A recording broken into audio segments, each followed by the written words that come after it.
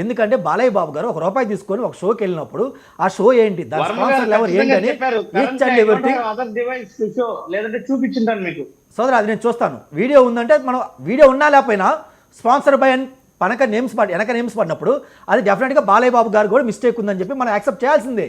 ఆహా మేనేజ్మెంట్ తప్పుంది, బాలయ్య బాబు గారు కూడా తప్పుంది, స్పాన్సర్లు ఎవరు ఎందుకు చేస్తారు అంటే ఇక్కడ ఎలా ఉంటుందంటే నాగార్జున గారు, ఇప్పుడు స్పాన్సర్స్ అన్నది అన్స్టాపుల్కి వాళ్ళు ప్రమోట్ చేస్తున్నారు. అది బాలకృష్ణ గారు ఇదిగో వీళ్ళకి మీరు చెయ్యండో ఈ డ్రింక్ తాగండో ఇది చెప్పడం వేరు కదా. స్పాన్సర్స్ అన్నది ఇప్పుడు క్రికెట్ బ్యాటింగ్ ఉన్నప్పుడు ఒక 500 మంది 600 మంది స్పాన్సర్షిప్ తీసుకుంటారు. ఫన్ 88 అనే దానికి బాలయ్య బాబుకి అగ్రిమెంట్ ఉందని నేను అన్నాను సార్.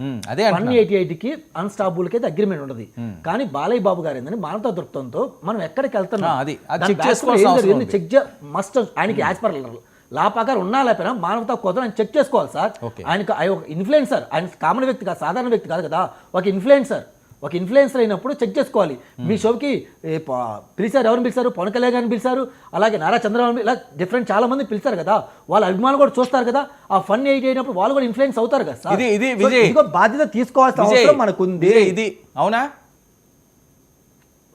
నైతిక బాధ్యత తీసుకోవాలి. మీరు చెప్పేది వాస్తవమే, నేను కాదంటలేదు. కానీ ఇక్కడ బాలయ్య బాబు గారు ఒక ఇన్ఫ్లుయెన్సర్ అని మీరే అన్నారు, అంతవరకే తప్ప ఆహా అన్నటువంటి ఆ షోకి స్పాన్సరింగ్ చేసేది ఎవరు? వీళ్ళు ఎవరైతే ఉన్నారో వీళ్ళందరూ కూడా ఆహా అంటే ఆ మేనేజ్మెంట్కి స్పాన్సర్ చేస్తారు. అది బాలయ్య బాబు గారికి ఆ స్పాన్సర్స్కి సంబంధం లేదు. ఇక్కడ ఒకటి గుర్తుపెట్టుకోండి. నీకంటే ముందే మాట్లాడుకొని స్పాన్సర్స్ తెచ్చుకుంటారు తప్ప దానికి సంబంధం ఉండదు. బాలయ్య బాబు గారు గాని ఈ 88 ఏదైతే బెట్టింగ్ యాప్ కి ఆయన డైరెక్ట్ గా ప్రమోట్ చేస్తే దాని గురించి మనం మాట్లాడచ్చు. ఒక మాట అక్కడ మనకి ఒకటి ఉంటుంది సార్, చెడు వినకు, చెడు చూడకు, చెడు మాట్లాడకు. మీరు ఎప్పుడైనా ఈ వాక్యం విన్నారా? ఫన్ 88 అనేది ఆయన స్పాన్సర్ వెనకున్నప్పుడు లేదా ఆయన నోట్లో వచ్చినప్పుడు ఆయనకు తెలియదు అసలు.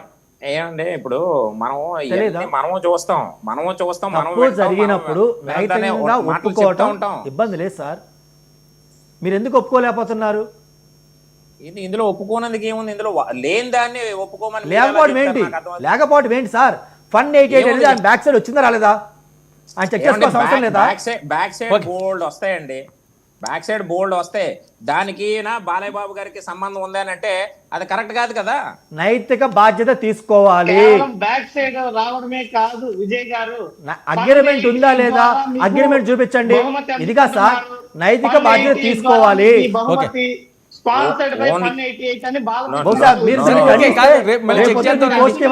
ఒకవేళ ఆ వీడియో ఉన్నదేమో చూద్దాం. నెక్స్ట్ నాగార్జున గారు, ఏంటి సింగిల్ గానే నేను వెళ్తాను, జగన్మోహన్ రెడ్డి గారు పోరుబాటు అంటున్నారు, మళ్ళీ 29కి మనం వస్తాం అంటున్నారు. ఏంటి ఆయన కాన్ఫిడెన్స్? ఎక్కడ వస్తారు సార్? ఇప్పుడు సింగిల్గా ఆయన ముందు ఎవరు కలుపుకోవట్లేదు సార్.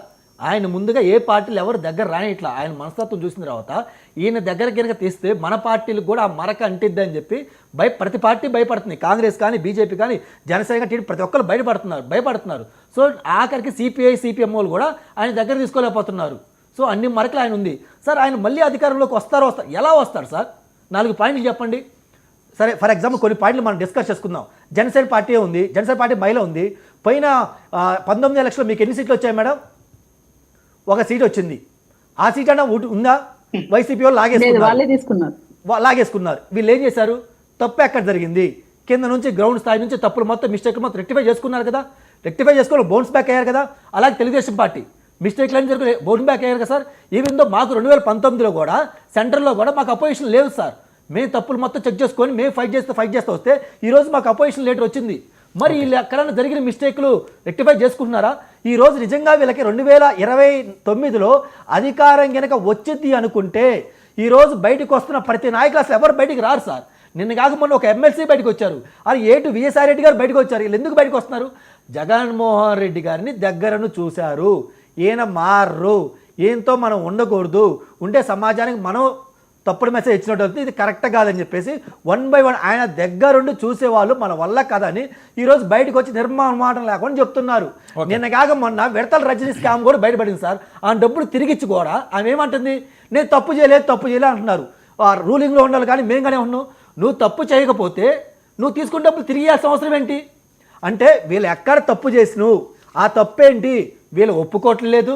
ఇప్పటికీ జనాలే నన్ను మోసం చేశారని జగన్మోహన్ రెడ్డి గారు ఉన్నారు, వీళ్ళ నాయకులు ఉన్నారు, వీళ్ళు ఉన్నారు. అంటే ఇండైరెక్ట్గా వీళ్ళ కార్యకర్తలు కానీ ఏపీ ప్రజలు కానీ మమ్మల్ని మోసం చేశారు, మేము మంచి చేసిన భ్రమలో ఉన్నాం. అంటే జరిగిన తప్పుని వీళ్ళు ఒప్పుకోవట్లా, రెక్టిఫై చేసుకోవట్లా, బౌన్స్ బ్యాక్ ఎలా కావాలని చూసుకోవట్లా. Okay. ఎప్పుడు చూస్తే అధికారం అనే చూస్తున్నారు. ఏంటి సురేష్, అవునా? ఇంకొక చిన్న సార్ వర్మ గారు, ఒక చిన్న ఖండించాలి, నాకు సమయం ఇప్పుడు గుర్తొచ్చింది. మా షర్మిలమ్మ ఎల్లో శారీ కట్టుకొని నారా చంద్రబాబు నాయుడు గారి దగ్గరికి వెళ్తే విపరీతంగా వీళ్ళు సాక్షులు కానీ దూషించారు సార్. సరే, ఒక చిన్న మాట ఇప్పుడు ఆడుతున్నా సార్. నిన్న కాక మొన్న మా పులివెందుల పులిబెడ్డిని కలవడానికి తమిళనాడు నుంచి కొంతమంది మంత్రులు సంథింగ్ వచ్చారు సార్. వచ్చినప్పుడు ఏ శాలువా జగన్మోహన్ రెడ్డి గారి మీద కప్పారు మీరు చెప్పగలరా? ఏ శాలువా కప్పారు? ఎల్లో కలర్ శాలువా. అంటే జగన్మోహన్ రెడ్డి గారు తెలుగుదేశం పార్టీలోకి వెళ్ళినట్టేనా? తెలుగుదేశం పార్టీ కండువా కప్పుకున్నారు ఇప్పుడు, రైట్, ఓకే, కప్పుకున్నారు. అది కూడా మీ సమాధానం చెప్పండి. ఏ మా శర్మలమ్మ అన్నారు కదా, ఇప్పుడు మరి మీ జగన్మోహన్ రెడ్డి గారు మీరు అనాలి కదా. Okay okay Suresh respond. ఇప్పుడు ప్రశ్న ఏంటంటే, వైఎస్ఆర్ కాంగ్రెస్ పార్టీ అధికారంలోకి వస్తుందని అనుకుంటున్నారా అనేసి ఎవరు, జనసేన పార్టీ కానీ, కాంగ్రెస్ పార్టీ కానీ, తెలుగుదేశం పార్టీ కానీ ముగ్గురు అనుమానం అదే. అవును, ఘంటాపరంగా ఖచ్చితంగా చెప్పగలను, 2029లో వైఎస్ఆర్ కాంగ్రెస్ పార్టీ అధికారంలోకి వస్తుంది, మళ్ళీ జగన్మోహన్ రెడ్డి గారు ముఖ్యమంత్రి అవుతారు. ఎలా నేను చెప్తాను వినండి సార్, ఒక 2 నిమిషాలు ఇంటరప్షన్ లేకుండా ఉంటే. ఎందుకు కీర్తన గారు నవ్వుతున్నారు? అలా కాదు, అప్పటికే మా సురేష్ ఏ పార్టీలో ఉంటాడో నేను చూద్దాం. ఓకే, మాట్లాడండి, తను మాట్లాడండి. నేను ఒకటే కనిపిస్తున్నా వర్మ గారు ఇప్పుడు మీకు. అరే వినండి మేడం, కాస్త వినండి. నా వివరణ మీకు నచ్చకపోతే మీరు మాట్లాడండి, ఎటువంటి అభ్యంతరం లేదు. నేను ఏమంటున్నానంటే, ఎలా వస్తుంది అని మీ ముగ్గురి అనుమానం. తెలుగుదేశం పార్టీ కానీ, జనసేన పార్టీ కానీ, కాంగ్రెస్ పార్టీ కానీ, జగన్మోహన్ రెడ్డి గారు తిరిగి ఎలా ముఖ్యమంత్రి అవుతారో నేను చెప్తాను వినండి. ఎలా వస్తుందని కదా డౌట్. ఎందుకు వస్తుంది? వస్తాదని నువ్వు అనుకుంటున్నావు బ్రదర్, రాదని చెప్తున్నా. అంటే ఓకే మాట్లాడు. మంచిదన్న, మంచిది. నేనేమంటానంటే, గడిచిన ఎన్నికల్ని ఒకసారి తీసుకున్నాం. Janasena party, Bharatiya Janata party, Telugu Desam party 3 పార్టీలు కలిసి జగన్మోహన్ రెడ్డి గారు ఒకరిపైకి పోటీకి వచ్చారు. వాళ్ళు గెలిచారు, మేము ఓడాం. ఒకటి. ఇప్పుడు గెలుపు ఓటములు తీసుకున్నటువంటి పార్టీలు, గెలిచినటువంటి పార్టీ ఖచ్చితంగా ప్రజలకు ఇచ్చినటువంటి వాగ్దానాలను అమలు చేసి తిరిగి ప్రజల మన్ననలు పొందాల్సినటువంటి బాధ్యత ఉంది.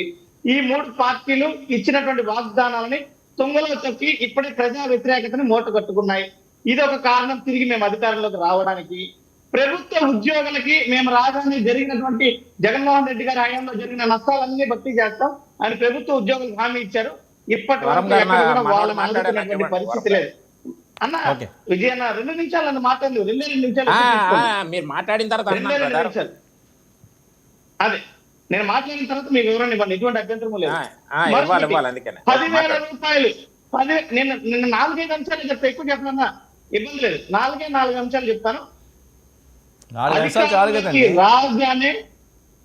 అధికారంలోకి రాగానే 10,000 రూపాయలు వాలంటీర్లకు ఇస్తాం, ఉగాది కానుకన్నారు. ఓకే సురేష్.